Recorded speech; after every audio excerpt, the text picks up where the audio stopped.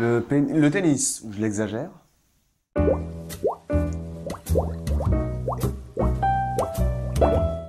Avec l'arrivée prochaine de l'automne et le retour du froid, on a trop souvent tendance à se laisser aller.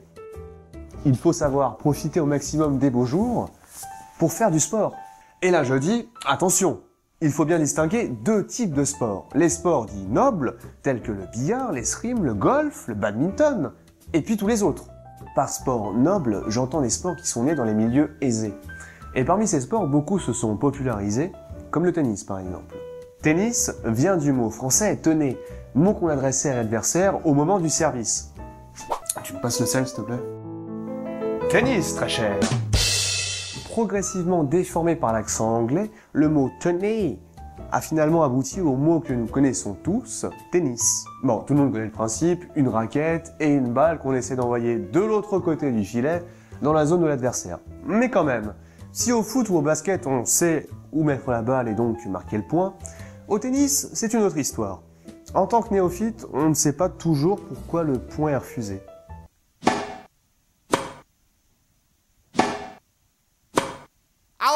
Oh oui, oui! Putain, il a rien vu le mec! Mais non, elle est pas bonne. Quoi, il l'a pas mise? Heureusement que les arbitres sont là pour nous signaler que la balle est tombée en dehors de la zone de jeu. Out! D'ailleurs, en parlant d'arbitres, j'ai une petite pensée pour ceux qui sont derrière les joueurs pendant les matchs. Je me suis toujours posé la question, mais comment ils font pour éviter les balles qui sont pas renvoyées? À aucun moment le mec a peur de se prendre la balle qui est lancée à 200 km/h en pleine poire. J'ai pas peur, je fais mon devoir,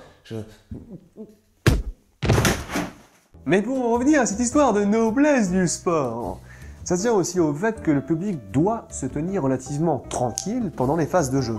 Pas d'effusion intempestive, de cris de joie, d'encouragement. Non, non, non, non. C'est un sport noble, je vous le rappelle. Et un gentleman avisé se doit de garder bonne manière.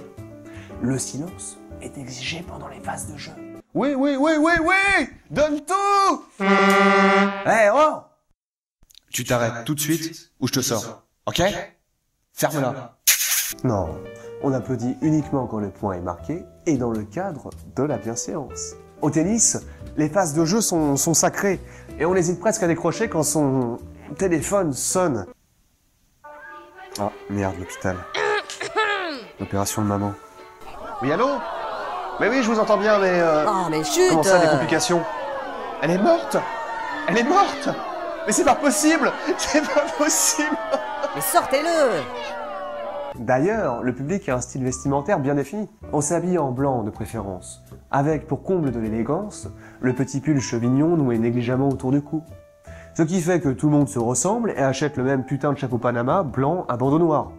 Mais ce qui m'interpelle, moi, au-delà du style, c'est cette cohésion de groupe qui apparaît quand les joueurs loupent une balle qui paraissait facile. Vous savez, ce de déception. Vous imaginez la même chose dans la vie de tous les jours? 4,62 €. 2 centimes? Non, j'ai pas le mot. Bonjour, une table pour deux, s'il vous plaît. Navré, nous sommes complets, monsieur.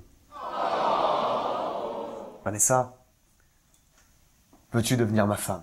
Non, je veux pas.